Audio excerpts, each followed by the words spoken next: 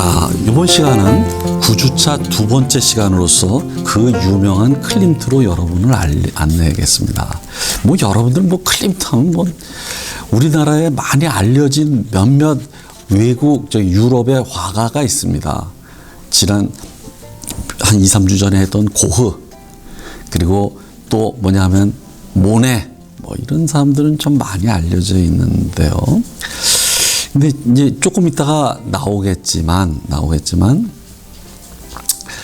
이 클림트도 위대합니다. 그러나 나는 이 클림트의 제자뻘인 에곤 슐레라고 하는 사람이 있습니다. 근데 그 사람에게 여러분들이 좀 주목해 줬으면 좋겠다는 생각이 듭니다. 근데 에곤 슐레를 왜 뺐느냐? 제가 하는 게 너무 작가들이 많으니까 그럼 클림트와 에곤 슐레를 하면 되지 않습니까? 같이. 그러기에는 클림트가 해야 될 게 너무 많았다. 그래서 제가 여러분들에게 지금 클림트를 따로 한 것인데 에곤 슐레는 한두 작품을 여러분들이 보게 될 겁니다. 아마. 그럼 이제 클림트는 뭐냐 하면 두세 가지가 딱 있습니다. 하나가 표현주의입니다. 표현주의. 자, 이제 표현주의로 넘어가는데 표현주의라는 것은 무엇이냐? 이게 표현주의예요. 자, 그림을 그립니다. 그러면 그림을 그릴 때는 뭐냐면 우선 무엇을 그리느냐는 대상이 있습니다. 대상의 축이 있어요. 그 다음에 또 하나는 그 그림을 그리는 주체인 화가의 축이 있습니다. 그런데 사실주의는 무엇이냐면 완벽하게 대상에다가 초점을 두는 겁니다. 대상을 있는 그대로 보이는 그대로 그린다. 이게 사실주의예요. 그러니까 어디다가 초점을 두느냐면 축에다가 이 사실. 그러면 대상의 현실, 사실 이것에다가 중심을 두는 겁니다. 그래서 이런 중심을 두는 것을 보통 미메시스 이론이라고 합니다. 미메시스, 모방이라는 거예요. 모방. 그래서 이렇게 얘기를 합니다. 여기 원래 사실주의조차도 문학으로부터 출발했어요. 여러분들은 혹시 모를지 모르겠는데 프랑스의 19세기 전반기에 스탕달이라고, 원래 그 스탕달이라고 읽으면 안 되는데 스탱달이라고 읽어야 되는데, 스탱달이 쓴 적과 흑이라는 책이 있습니다. 아주 유명한 소설책인데 그 책에서 사실주의를 이렇게 이제 정의를 하고 있습니다. 아니, 그 소설책에서 얘기했습니다. 소설이란, 여기 봅시다. 소설이란 거울을 들고 뭐예요? 거울을 들고 산책하면서 그 거울에 비춰지는 풍경을 모사하는 것이다. 이렇게 얘기했어요. 모사하는 것이다. 그대로 하는 것이다. 이게 바로 소설이다.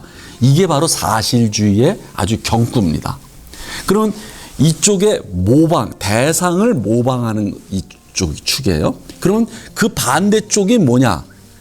여러분들이 지금까지 이 사실주의에서 인상주의를 거쳐가지고 후기인상주의, 신인상주의를 거쳐서 그 다음에 어디까지 와서 상징주의를 거쳐서 드디어 표현주의까지 왔는데, 이 과정은 사실주의에서 표현주의까지 가는 과정은 중심축이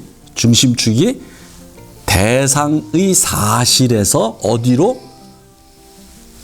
표현 주체인 화가 자신의 내면의 감정이나 느낌이나 관념 같은 것을, 이 대상은 이제 필요 없다는 거예요.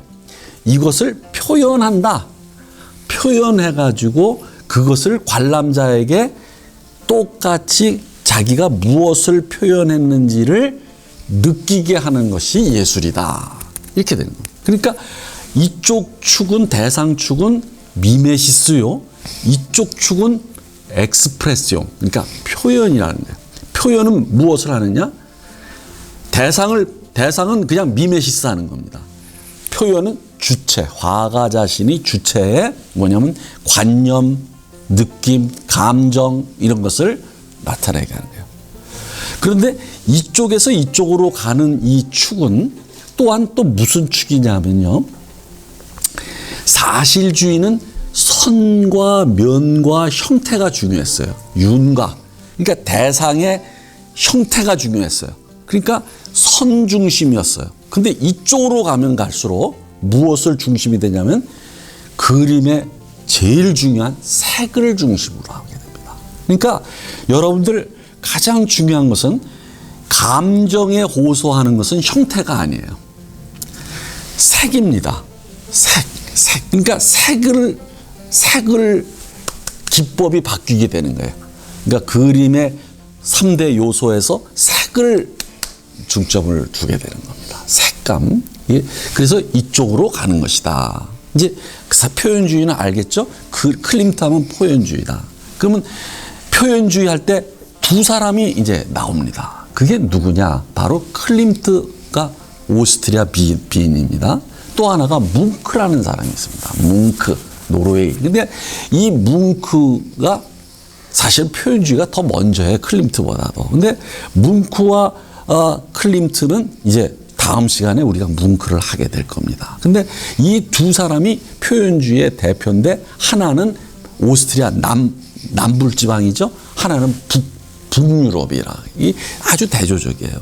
그래서 이 두 사람을 가지고 우리는 표현주의로 여러분들을 안내하게 될 겁니다. 그럼 두 번째, 이 사람에 대해서 하는 것이 무엇이냐? 두 번째가 비인 분리파라고 하는 겁니다.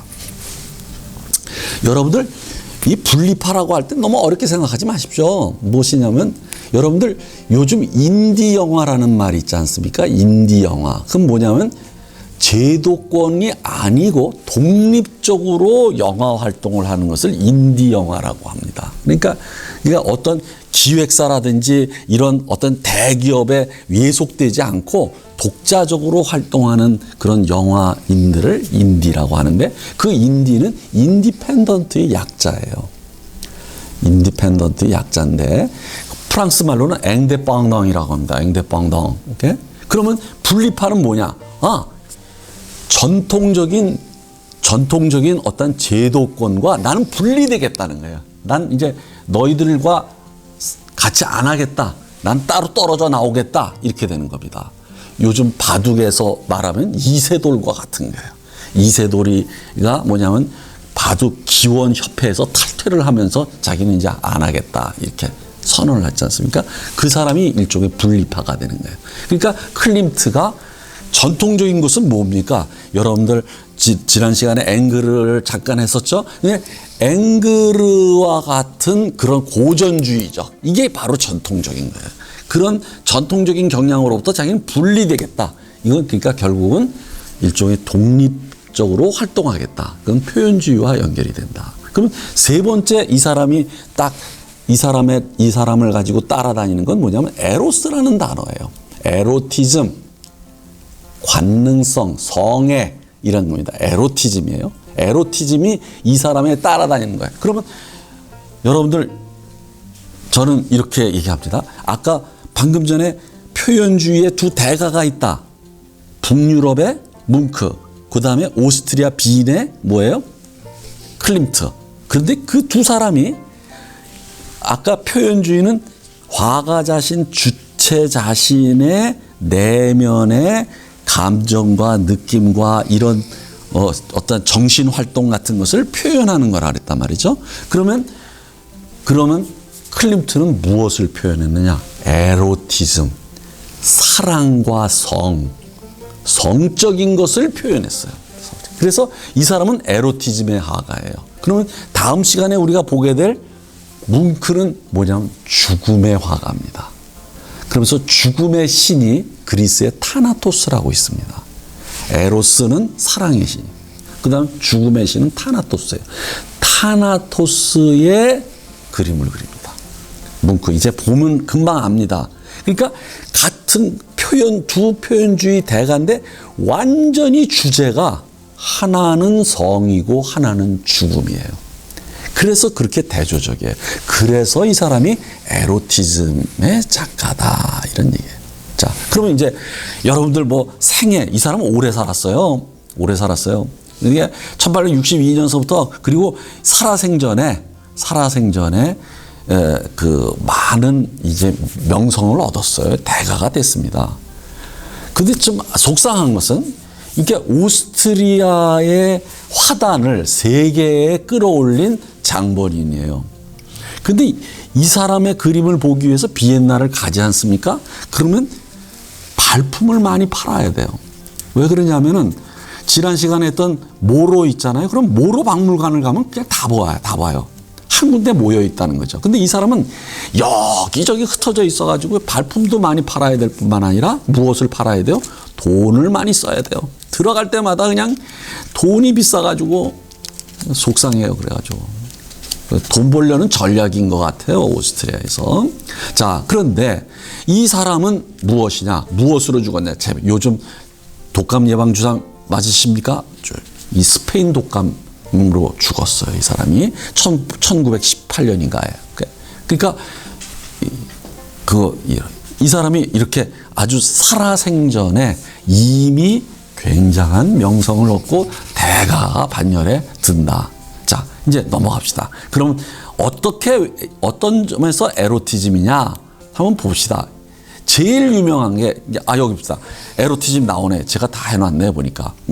근데 이런 예술을 또 이 사람은 네 번째 단어가 따라다녀요. 아르 누보라는 거예요. 아르라고 하는 것은, 아르 누보는 프랑스 말입니다. 아르는 영어의 아트고, 누보는 영어의 뉴예요. 뉴. 새로운. 그러니까 새로운 예술이라고 하는 프랑스어예요. 아르 누보.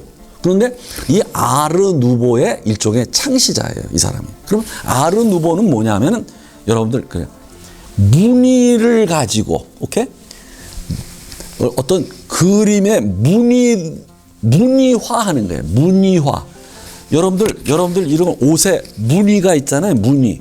그 무늬의 창시자가 바로 이 클림트고, 그 무늬를 가지고 그림을 그리는 무늬로 이렇게 장식하듯이 그림을 그리는 것을 아르 누보라고 한다. 그 완전히 새로운 예술의 개념이거든요, 그게. 그럼 어떤 무늬로 했는지를 봅시다. 그러면 보자. 이제 다음. 제일 유명한 겁니다. 키스. 아이고. 키스 너무나 유명해요. 근데 이것도 발품을 팔아야지 돈 내고 들어가야 돼요. 요거 한 작품 때문에. 근데 이 키스예요. 자, 키스인데 여러분들 우선 아르 누보를 봅시다. 이상하게 꽃이에요. 이게 꽃밭이에요. 잔디밭에 이게 꽃밭. 그리고 하늘에는 별이 떴어요. 반짝반짝. 그런데 이게 뭐냐면 꽃이 무늬처럼 이렇게 찍어져 있어요. 그 다음에 여기 옷이 있지 않습니까? 옷에 남자는 길쭉한 직사각형, 오케이? 직사각형 무늬가 이렇게 있어요. 그리고 여자는 뭐예요? 여자는 또 다시 꽃무늬가 이렇게 그려져 있어요. 이게 바로 아르 누보구나. 이제 아시겠어요? 무늬로 장식하듯이 옷에 무늬로 장식하듯이 그림을 그린다. 그것을 그런 개념을 처음으로 가지고 온 사람이 바로 클림트다. 자, 그러면 이 그림을 이제 얘기를 하기 전에, 자, 이게 너무 유명한 그림이에요. 그러니까 황금빛, 오케이? 황금빛이 막 흘러요. 그러니까 남자와 여자가 대립적입니다. 하나는 직사각형, 그리고 여자는 꽃무늬, 동글동글한 꽃무늬. 이것이 대립적이고, 그 다음에 잘 봅시다. 여러분들 이 자세를 한번 취해 보십시오. 그러면 이게 하늘이에요. 이게 전부. 그럼 하늘이 여기까지 돼 있네? 그럼 뭐냐면 이게 낭떠러지라는 얘기예요. 그러면 어떻게 되느냐? 지금 이 자세가, 여기 위치가 낭떠러지 벼랑 떨어지기 바로 직전에 여자가 무릎을 꿇고 있고, 그리고 그 앞쪽에서 남자가 여자에게 키스를 하는 그런 장면입니다. 아슬아슬하죠. 키스를 하면서 여자를 밀어요. 그럼 낭떠러지로 떨어 죽는 겁니다. 그러니까 그 경계선상에서 키스를 하는 거예요. 삶과 죽음의 경계선상에서. 여러분들 이런 거 마치 말하자면 이런 겁니다. 아주 아슬아슬한 줄타기를 하면서 밑으로 떨어지면 그냥 죽는 거예요. 거기서 그냥 남녀가 그냥 껴안는 거죠. 껴안고 사랑을 하는데 아주 황금빛, 뭐 별도 황금빛이요, 꽃도 그냥 황금빛이 막 줄줄줄줄줄 흘러내립니다. 황금빛. 그러면 이제 요것이 황금이라는 것이 잘 나타나 있는 게 이제 나중에 보면 다나에라고 하는 그림이 있습니다. 이제 이게 황금비가 막 흘러내리듯이 한다. 그리고 여자가 굉장히 오르가즘을 느끼는 그런 표정을 하는 이게 바로 에로티스입니다. 에로티즘. 그러면 제가 이제 곧바로 보여드릴게요. 자, 그 다음에 제가 이게 에곤 실레의 포옹이라고 하는 아주 제가 좋아하는 그림입니다. 네. 자, 다시 한번 봅시다. 이게 바로 에곤 실레의 스승인 클림트의 키스고, 이 그림을 보십시오. 에곤 실레의 포옹이에요. 근데 에곤 실레는 요절했어요. 또 이 사람이 28살에 죽어요. 그러니까 아주 천재적으로 젊은 날에 나타납니다. 그리고서 28살에 이 사람도 아마 스페인 독감인가로 죽죠. 같은 해에 죽어요. 클림트랑. 근데 이 사람, 이걸 보십시오. 아, 이 그림을 보면은, 뭐라고 얘기를 해야 되나. 그러니까 막 절실함이 느껴지면서, 그냥 두 사람이 절실함이 느껴지는데, 막 가난 같은 것이 막 그냥 가난이 보이고, 가난도 보이고, 그러면서 그냥 뭐라 그럴까. 이건 뭐 설명을 할 수가 없어요. 근데 하여간 이 두 연인이 절박한 상황에서 그냥 서로를 향한 그런 간절한 마음이 절박한 상황을 고려할 때는 서로가 그냥 떨어져야 되는데, 그러면서도 그것을 이겨내면서 서로를 부둥켜 안는 이 사람의 이 붓질의 선을 한번 보십시오. 이 선, 이게 선이. 이건 뭐, 그리고 여기에 있는 그 시트에 그 주름을 한번 보십시오. 이것이 에곤 실레가 창조해낸 선이에요. 위대한 에곤 실레. 그러니까 에곤 실레는 제가 못 갔어요. 에곤 실레의 미술관은 그림이 한데 모여 있어요. 어디 있냐면은 슬로바키아라는 나라에 있어요. 체코가 아니라 체코 밑에 슬로바키아라는 나라에 있는데, 거기에 에곤 실레 미술관이 있어요. 근데 저는 못 갔습니다. 언제 한번 갈 기회가 있다면 꼭 가고 싶었는데, 아무튼 여러분들, 제가 지금 에곤 실레를 하는 거 아니니까 하나만 감상을 하시라. 나는 진짜 진정한 의미에서 표현주의는 에곤 실레에게서 완성이 된다라고 봅니다. 저는. 자, 넘어갑시다. 자, 이게 물뱀이라는 거예요. 물뱀. 아주 에로틱하죠? 물과 여자는 불가분의 관계에 있습니다. 그런데 여러분들 지금 여기에 오른쪽 위에 있는 이 그림은 검은 바다예요. 어두운 바다인데 여기서 몇 명이 있냐, 이런 것들이 이제 질문으로 나오고 그러는데, 이거 한 명이 아닙니다. 여기 한 4명 정도 됩니다. 4-5명. 여기 하나. 그러면 이 사람들이 이렇게 가는데 물이 이쪽에서 흘러나오는 거예요. 이쪽에서 흘러나오는데 물이 흘러는 반대로 거슬러 올라가니까 머리들이 싹 가면서 수초처럼 뒤에 한단 말이죠. 알겠죠? 그러니까 이게 물뱀이에요. 그런데 오른쪽에 있는 것은 여기에 수초예요. 여기 수초. 수초가 막 일어나요. 일어나면서 이것은 물 속에 서 있는 거예요. 그러니까 마치 물의 유선형을 여체가 닮았어요. 이런 영화에도 이런 거 많이 나오지 않습니까? 여자들이 비키니 입고서 물에 쫙 들어가가지고 수영하는 것을 위에서 쫙 찍습니다. 굉장히 에로틱하죠. 바로 이게 클림트가 그것을 포착해서 한 거예요. 그래서 물뱀이에요. 그래서 가끔 이런 생각이 듭니다. 물 만난 꽃뱀이다. 물 만난 꽃뱀이다. 이게 이런 겁니다. 자, 그러니까 요것이 그 클림트의 에로티즘입니다. 그런데 그 그곳을 하나하나 그리는 것을 무늬를 가지고, 여기 수초도 그렇고 무늬를 가지고, 요거 비키니에 요게 저기 옷도 뭐냐면 다 무늬를 가지고 이렇게 점을 찍듯이, 그러니까 전묘법을 발전시킨 거예요. 이렇게 이 사람은 이 아르누보 무늬로. 오케이, 자 넘어갑시다. 자, 그다음에 이것도 여러분들 이게 물이 막 이쪽으로 흘러내려오는데 여자들이 물을 타고 하는 거예요. 굉장히 에로틱합니다. 사실은 클림트 자신이 여자가 많았어요. 뭐 이 여자 저 여자 해가지고요. 그러니까 여체에서 아름다움을 그립니다. 그리고 이 오른쪽에 있는 게 금붕어라는 유명한 그림입니다. 여러분들 나중에 앞으로 한 2, 3주 뒤에 끌레라고 하는 화가가 있는데, 스위스 화가가 있는데 그 사람이 금붕어를 그렸습니다. 근데 그때 가서 금붕어와 이 금붕어를 다시 한번 제가 한번 비교를 하든지 할 텐데, 여러분들의 이 금붕어를 잘 보십시오. 그러면 뭐예요? 여기에 금붕어가 있어요.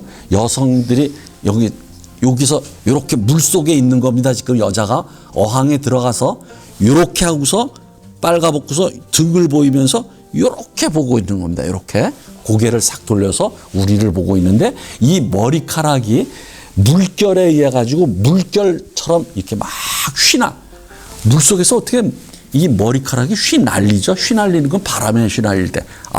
여러분들 이런 거예요. 물속의 물이나 하늘이나 같은 겁니다. 이게 막 너무 부드럽고 너무 아름답고 에로틱하지 않습니까? 이런 것이다. 보면 알아요. 클림트가 에로티즘이라고 하는 것이. 자, 그 다음에 넘어갑시다. 우리가 빨리 가야 이제 많은 그림을 볼 수 있지 않습니까? 이게 아담과 이브예요.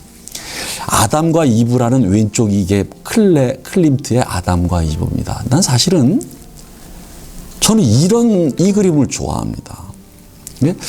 사람들은 막 키스 이런 것을 아까 가장 대표적으로 유명해서 하는데, 아까 제가 에곤 실러라는 것을 여러분들에게 보여주었듯이 저의 그 감각은 약간 예외적인 데가 좀 있습니다. 보통적인 사람들보다도.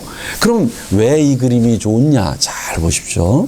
자, 아담과 이브를 이제 많은 화가들이 쓰겠어요. 제일 유명한 게 이 오른쪽 아래에 있는 미켈란젤로의 시스티나 성당에 있는 천장에 있는 아담과 이브입니다. 여기 쫓겨나는 거예요.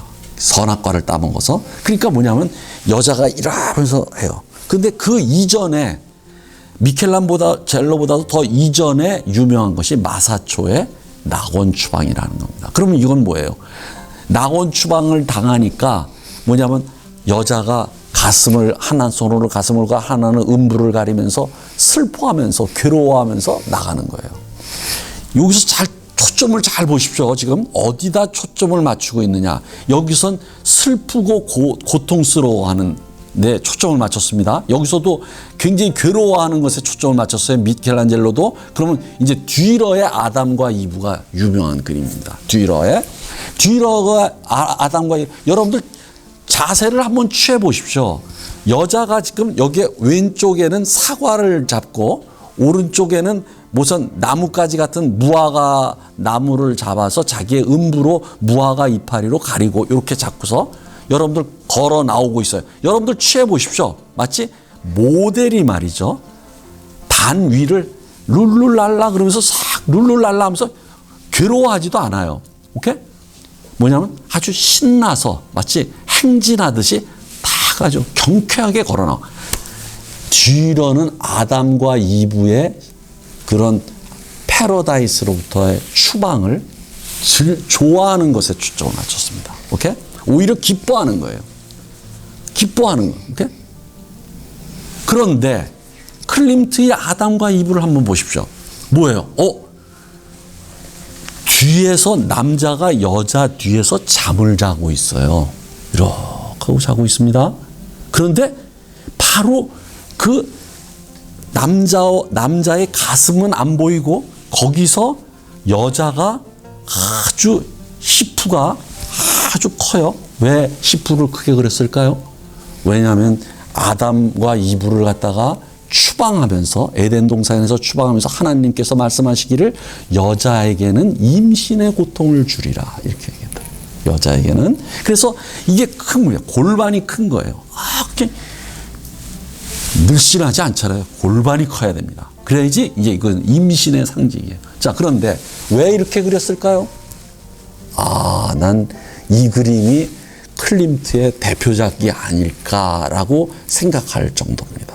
그러면 왜 그러냐면 성서에 보면은 아담을 먼저 창조합니다. 진흙을 빚어서. 그런데 아담이 혼자 있으니까 혼자 있는 게 보기에 안 좋더라. 그래서 하나님께서 뭐예요? 아담을 뭐예요? 잠을 재운 다음에 남자의 갈비뼈를 하나 떼어내서, 오케이? 떼어내서 여자를 창조했다. 이렇게 이브를 창조했다. 이랬단 말이죠. 그럼 뭐예요? 아담과 클림트는 아담과 이브를 이렇게 생각해요. 이브는 남자의 잠 속에서 꿈 속에서 태어난다. 여자는. 오케이? 이것을 이렇게 상징한 거. 아주 좋은 그림입니다. 그러니까 모든 남자는 꿈 속에서 뭐예요? 아름다운 사랑하는 여자를 만나는 겁니다. 이게 예쁘죠? 아주 좋은 그림이다. 자, 이런 것이 바로 표현주의다. 정말로. 자, 넘어갑시다. 그러면 이것은 여성의 세 시기예요. 여성의 세 시기를 그린 사람들이 많아요. 이제 계속 나옵니다. 이게. 그 중에 제일 유명한 건 이제 한 2, 3주 뒤에 하게 될 피카소의 인생이라는 이 그림이에요.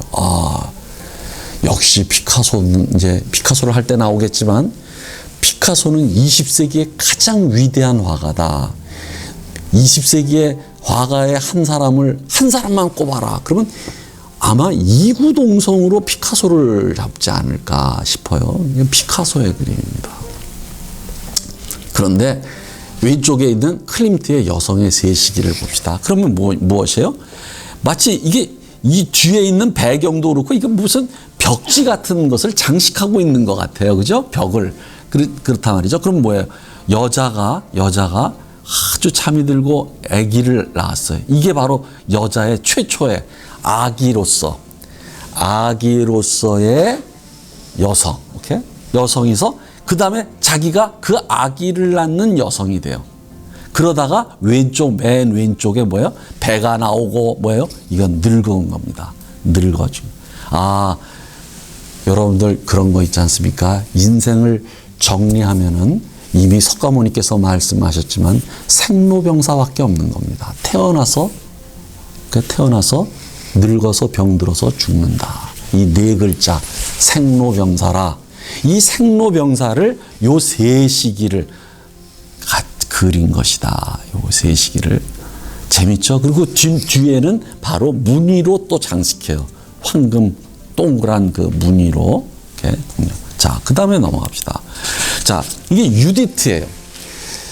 1학기 때 저한테 그 유럽 예술을 들은 사람은 유디트에 대해서 배웠을 겁니다. 근데 이 유디트는 구약성서에서 나오는 유태의 여자인데 이 여자는 유대인의 적장인 홀로페르네스를 잠입해가지고 죽이는 아주 우리나라로 말하면 논계에 해당되는 여자입니다. 준논계. 근데 그 논계에 해당되는 유디트를 많은 화가들이 그렸어요. 무지하게 많은 화가들이. 그 중에 이제 제일 유명한 게 카라바지오의 유디트예요. 카라바지오의 유디트. 그러나 카라바지오가 유디트를 그리기 전에 티치아노도 그렸고 그 이전에 조르조네도 그랬고 그리고 카라바지오와 비슷한 시기에 젠틸레스키라고 하는 여성 여러분들 여성 화가 그러면 젠틸레스키가 아마 원조일 겁니다. 젠틸레스키라는 여자가 이 유디트를 그립니다. 그러면 이것을 비교를 하면서 차이를 느끼면 여러분들 다 이제 알 수가 있어요. 그러면 해봅시다. 젠틸레스키는 유디트의 요 여자가 우악스럽게 남자를 죽이는 거예요. 남자와 여자를 갖다가 일종의 그래서 이 그림은 페미니즘의 대표가 되는 그림이에요. 페미니즘. 남자는 다 죽여야 돼 그냥. 그래서 이렇게 막 오케이? 자 이렇게 홀로페르네스를 일종의 여성의 적으로 이제 죽이는 것에 초점을 맞춥니다. 거기에 비해서 티치아노의 유디트 여러분들 한번 해보십시오. 자기가 적장인 홀로페르네스의 목을 잡고 있어요. 근데 그 홀로페르네스의 얼굴도 고요해요. 고요하고. 근데 누구예요? 이 유디트는 뭐예요? 유디트는 그 자기가 죽인 홀로페르네스의 그 목을 옆으로 보면서 뭔가 수심에 찬 듯한, 그러면서 슬픈 듯한, 그래요. 거기에 젠틸레스키와 아주 대조적이지 않습니까? 근데 젠틸레스키 이런 그림은 재미가 없어요. 근데 이 티치아노는 하나하나를 잘 뜯어보고 동일시하면은 티치아노가 유디트를 어떻게 해석했는가를 알게 됩니다. 됐어요? 그러면 카라바조는 어떠냐? 이런 거 다 제가 1학기 때 했는데, 그러면 다시 넘어가 봅시다. 다시 클림트로 넘어갑시다. 클림트를 보면, 자, 여러분들 잘 보세요. 아까 티치아노에 제가 초점을 맞췄잖아요. 방금 전에요. 그러면 자, 지금 오른쪽 아래에 요게 홀로페르네스의 목이에요. 여기도 홀로페르네스의 목이야. 근데 홀로페르네스는 아까 젠틸레스키라든지 이럴 때는 막 악을 쓰는, 카라바조도 마찬가지인데 악을 쓰는, 이게 죽지 않기 위해서 이러는 것으로 나타나 있는데, 여기 티치아노의 목은 아주 조용하게 고요합니다. 그러니까 평안하게 죽은 것 같아요.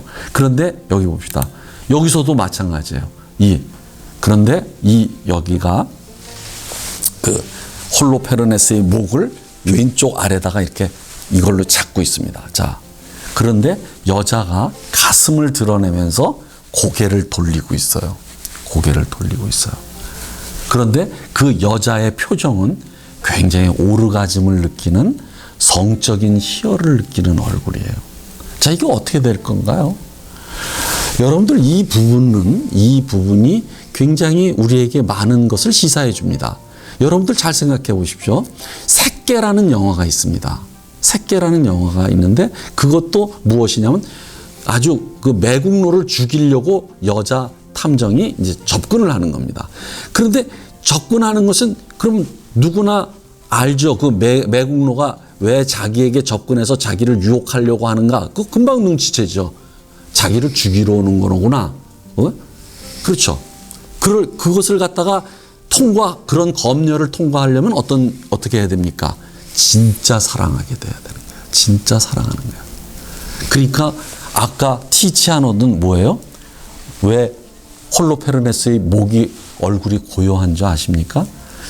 내가 본 데는 티치아노는 이 홀로페르네스가, 그것을 유디트가 자기에게, 유대인 여자가 자기에게 접근하는 것은 자기를 죽이려고 한다는 걸 알고 있었던 거예요. 그런데 홀로페르네스는 유디트를 사랑했던 거예요. 그러니까 나를 죽여라, 이런 거지.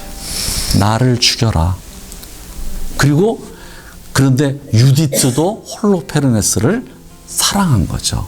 그러니까 자기가 유대인으로서 적장을 죽여야 되지만 자기가 사랑하는 남자를 마치 새끼의 영화처럼, 그래서 이런 근심 어린 위대한 티치아노입니다. 이거 이렇게 해석을 한 거예요. 해서 여기다가 이렇게 형상을 한 거죠. 그러면 클림트는 어떤 것일까? 여러분들 이거 해보십시오. 지금 이런 거. 왼쪽에 손가락을 이렇게 해서 잡아보십시오. 그리고 여자가 가슴을 드러내고 있어요. 뭐냐면 에로티즘으로 그린 겁니다. 그러니까 이 유디트가 홀로페르네스를 사랑한 거예요. 그러나 죽인 거예요. 그런데 어떻게 죽이느냐? 여러분들한테 이건 금지된 영화인데, 감각의 제국이라고 하는 그러한 영화가 있습니다. 거기서 무엇이냐면 자기가 사랑하는 남자를 죽일 때 에로티즘의 극치를 느낍니다. 오르가즘에. 그러니까 그런 것이 여기에 형상화되어 있다. 표현되어 있다. 아, 굉장한 그림입니다. 이 유디트가. 자, 넘어갑시다. 자, 그 다음에, 이게 드디어 다나에가 나왔어요. 이 다나에는 무엇이냐면, 여러분들 다나의 신화 아십니까? 이거 가야 될 게 많은데, 어떻게 하지, 이거? 자, 다나에는 아르고스의 아크리오스라는 왕의 딸이에요. 공주예요. 그런데 이 아크리오스가 어떤 신탁이 내려졌냐면 자기 딸의 아들, 즉 외손자로 하여금 죽임을 당한다라는 신탁이 떨어져요. 그러니까 자기 딸을 다나에를 감옥에다가 가두어 놓아요. 성벽 위에 망루에 있는 감옥에다 가두어 놔요. 그런데 가두어 놨는데 제우스가 역시 제우스입니다. 제우스가 가만 보니까 다나에가 너무 예쁘거든. 너무 예쁘니까 뭐냐면 요번엔 황금비, 비는 비인데 빗방울인데 황금비가 변신해 가지고 다나에게 숨어들어요. 그래서 자식을 임신을 시켜요. 그 임신을 시켜서 낳은 자식이 그 유명한 영웅인 페르세우스입니다. 페르세우스. 오케이? 페르세우스. 그래서 근데 나중에 역으로 뭐예요? 아크리오스 자기 외할아버지를 페르세우스가 죽여요. 그러니까 결국 신탁이 이루어진 거죠. 그런데 그것은 둘째치고 이 다나에예요. 이게. 그럼 다나에가 무슨 뜻인 줄 아십니까? 이게 그리스 여자라는 일반 명사예요. 근데 이게 고유 명사가 된 거죠. 여자의 이야기입니다. 자, 그런데 그럼 요거 이 다나에로 제일 유명한 건 역시 또 티치아노의 다나에입니다. 그 티치아노는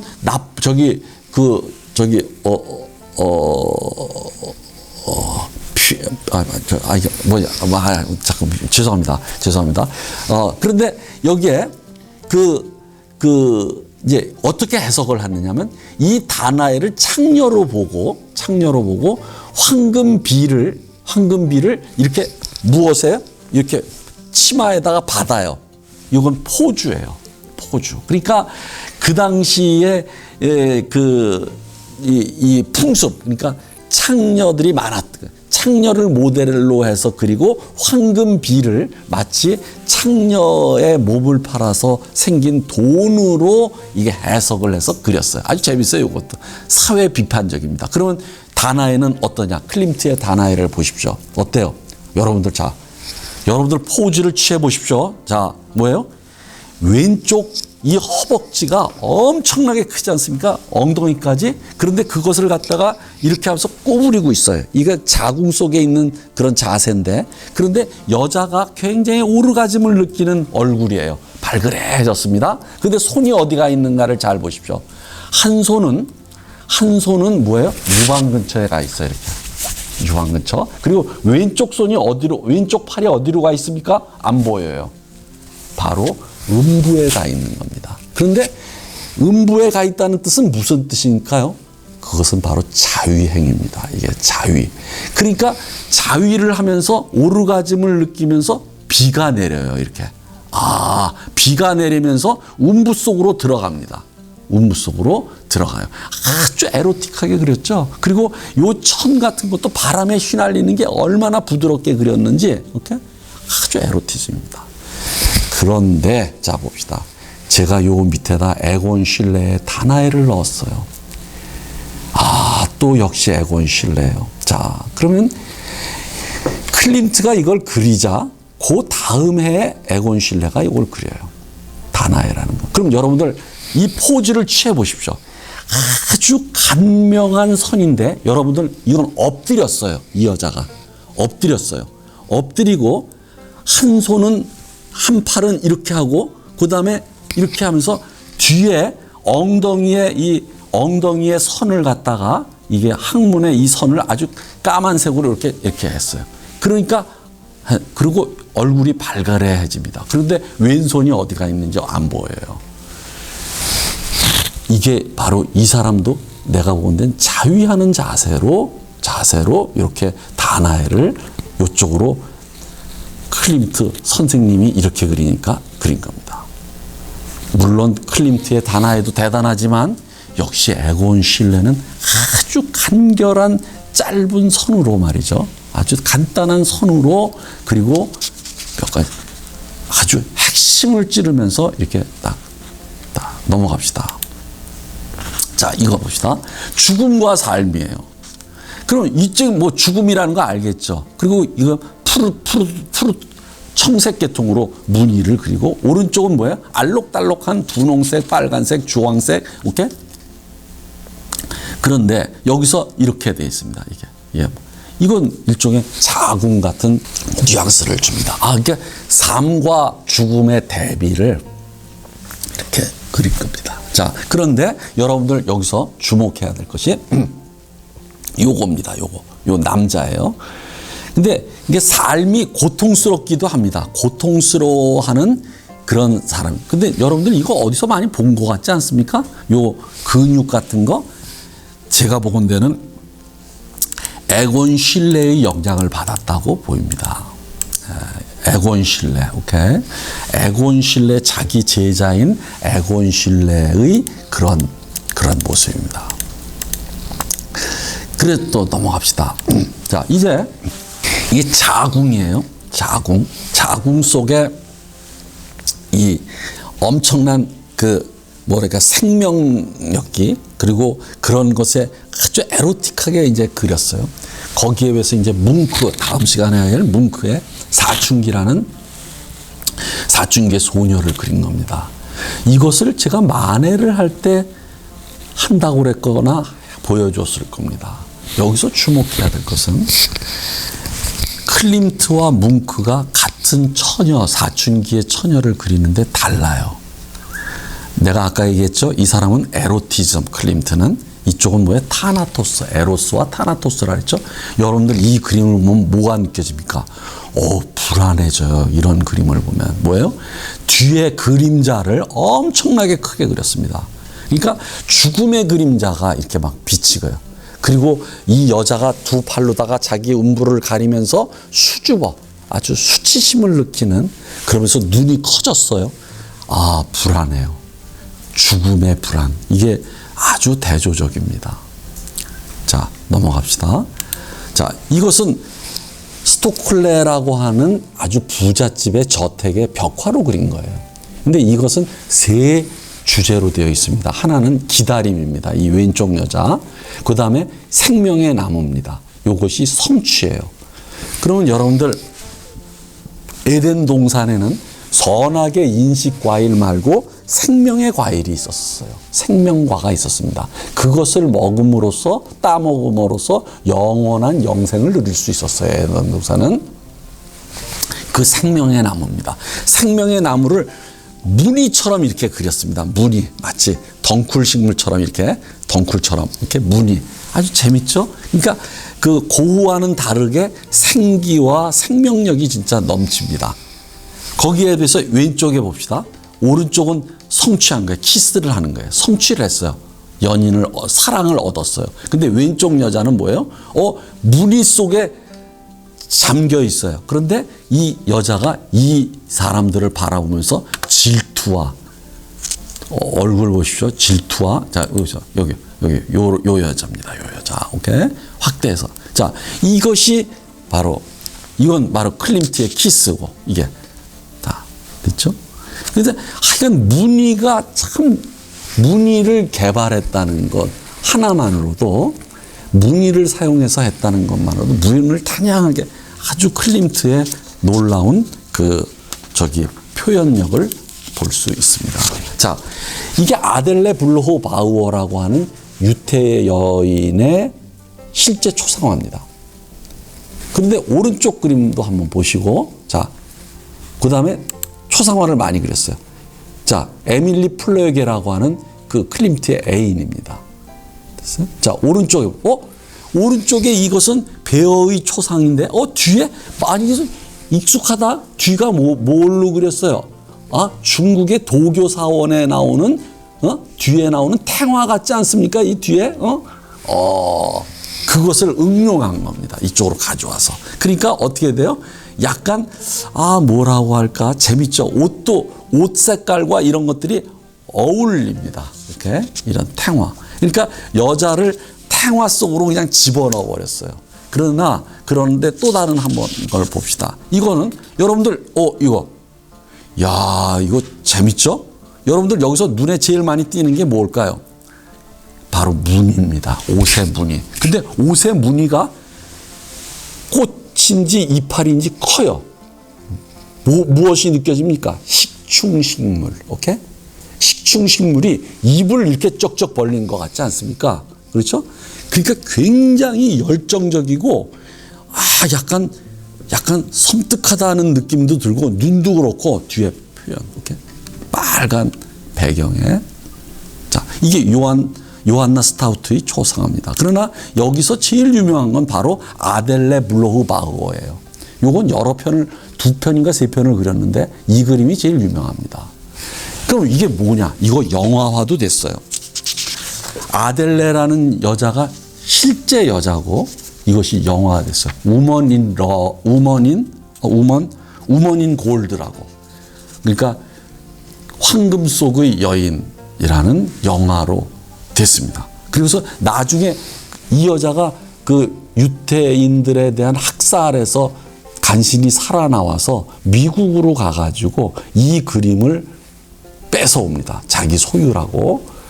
그 유명한 재판입니다. 그 재판을 오스트리아 정부를 향해서 재판을 걸어가지고 이것을 찾아갑니다.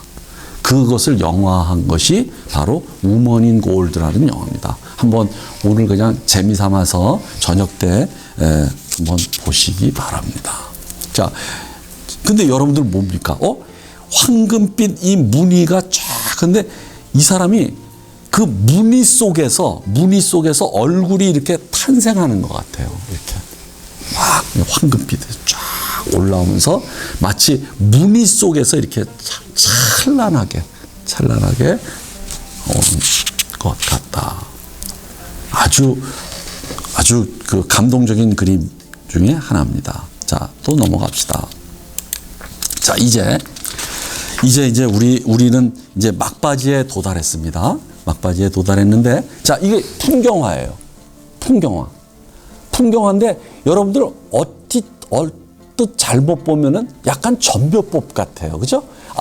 이 사람이 아르누보를 전묘법에서 자기식으로 무늬화해서 작은 단위로 해서 이제 이렇게 자기 독창적으로 발전시켰구나 하는 것을 알 수가 있습니다. 자, 이제 넘어갑시다.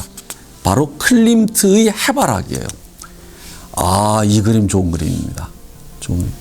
근데 해바라기 그럼 제일 유명한 게 반고흐의 해바라기예요. 반고흐의 해바라기. 그런데 그 오른쪽에 제가 이걸 억지로 넣었어요. 그래도 제가 에곤 실레를 좋아하니까 에곤 실레의 해바라기예요. 그럼 여러분들 비교를 해보십시오. 반고흐의 해바라기는 이미 뭐냐면 이 해바라기가 한 해를 받으면서 막 춤을 춰요. 그러니까 막 움직여요. 아주 유동성이 있다. 그런데 클림트의 해바라기는 뒤에 별이에요. 은하수. 이것은 밤에 피는 해바라기가 아니라 별바라기처럼 그렸지 않습니까? 별바라기. 예쁘죠? 제 이름이 별바라기. 그러니까 별바라기로 그린 거예요. 해바라기를. 그러면 에곤 실레의 이 그림은 어떻게? 이건 난 말로 못하겠어요. 식물들이 바짝 말라가지고 깡 말라가지고 이것도 위에 것도 이게 해바라기거든요. 깡 말라가지고 그냥 깡만 남았어요. 깡만 남았어 진짜. 깡만 남아가지고 그냥 뭐랄까 이렇게 표현하고 싶어요. 저는 깡마른 생명력이라고 할까. 깡마른 생명력. 그러니까 그냥 뼈다귀만 남았는데 그게 엄청나게 생명을 지탱하는 아름다운 에곤 실레. 자, 그 다음에 봅시다. 꽃이 있는 농장 정원. 이것은 제가 르누아르와 모네의 그림과 비교를 했어요. 그러니까 이런 식으로 인상주의적인 것을 전묘법으로 가져가서 자기 나름대로의 이런 무늬로 발전을 시킨다. 자, 요것도 또 전묘법 비슷한 거예요. 그러니까 이 사람의 아르누보 무늬로 장식을 하듯이 그림을 그리는 아르누보가 사실은 전묘법에서부터 발전했다는 것을 우리는 알 수가 있습니다. 그러면 그 다음 그림으로 가봅시다. 이건 뭐냐면 이게 비엔나 대학교라고 유명한 비인 대학교가 있습니다. 거기서 그림을 그려달라고 한 거예요. 벽화로. 그러니까 뭐냐면 의학에다가는 이걸 그리고 법대에는 이걸 법학이라는 그림을 그리고 표현주입니다. 철학에는 철학 그린 거예요. 그럼 뭘까 이게? 여러분들 잘 살펴봐셔야 됩니다. 이게 생명력은 뭐냐면 여기서 굉장히 무엇이에요? 양수가 의학에 이게 양수 같아요. 양수가 막 뭐냐면 아주 유동적으로 막 떠다녀요. 뭐 이렇게 생명들이 이렇게. 네? 자, 그다음에 법학은 뭘까요? 여기 봅시다. 여기서 두 사람이 이게 여러분들 가까이 가서 봐야 됩니다. 이렇게 뒤로 팔이 묶였어요. 뭐예요? 재판. 그리고 그 재판은 아마 고개를 숙인 거 보니까 사형을 언도당한 듯이 말이죠. 이런 죽음을 앞둔 이런 사형수의 그런 모습을 그렸습니다. 그럼 철학은 뭐냐면 이 오른쪽의 의학과는 다르게 물의 이미지를 그렸는데 느릿하게 해서 여기에 멀리서 우주에서 어떤 사람이 탄생하는 것. 그러니까 뭐냐면 태초의 어떤 그런 것을 태초의 물이라고 할까? 그런 것을 우주를 그렸다 이거죠. 자, 이렇게 됩니다. 그리고 이런 식으로 관념을 자기가 이렇게 표현해. 근데 이거 비난을 많이 받았어요, 이거. 그런데 이것도 보려면 또 발품을 팔아야 되고 돈도 내야 돼요. 자, 이거 봅시다. 그러면 이제 이게 바로 베토벤의 제9번 교향곡인 합창을 이렇게 그림을 그린 거예요. 여러분들 지금 우주에 우주선이 떠가고 있는데 인류를 대표하는 음악이 뭔지 아십니까? 보통 베토벤의 합창교향곡을 송 오브 조이지 않습니까? 그런 합창교향곡을 삼습니다. 그러면 이걸 그린 거예요. 여러분들 요것은 뭐냐면 행복 추구 베토벤 프리즈. 자, 이게. 자, 요것은 뭐야? 적대적인 힘. 재밌지 않습니까? 적대적인 힘 잘 보십시오. 가운데에 고릴라가 있어요. 검게. 이게 죽음이에요. 죽음. 그 다음에 여기 임신을 했죠. 그 다음에 죽음, 이렇게 서로 죽음과 사랑과 이런 생로병사를 이렇게 적대적인 힘으로 그렸다. 고갱이 마지막에 그린 우리는 어디서 와서 어디로 가는가 하는 그런 그림을 이런 클림트는 서로 전혀 다른 방식으로 이렇게 표현했다. 그리고 이제 마지막으로 전 세계를 위한 키스예요. 전 세계를 위한 키스. 뭐예요? 사람들이 다 손을 잡고 합창을 합니다. 합창. 합창이 굉장히 감동적인 장르입니다. 사실은 합창이. 이게 합창을 하고 거기서 이 두 남녀가 껴안고 머리가 없어요. 머리에서 무엇이 나옵니까? 오케이? 이게 끌어올리는 거예요. 열정. 오케이? 이게 막 이런 겁니다. 이래서 아주 이 사람들이 순수하게 환희와 그리고 사랑을 막 노래하는 그런 것을 이렇게 표현했다. 그렇죠?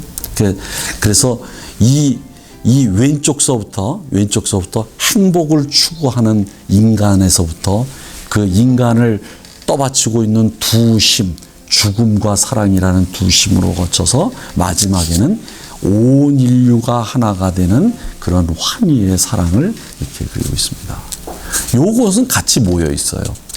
아주 큰 대작이에요. 자, 여기까지 우리는 빠른 시간 내에 클림트를 보았습니다.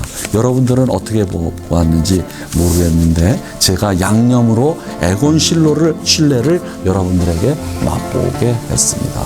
자, 여러분들 표현주의는 이제 볼만하죠? 재밌죠? 자, 여러분들이 이제 제가 여러분들의 안내해준 이 대로 한번 여러분들이 그림의 영역을 넓혀가 주시기를 바랍니다. 감사합니다.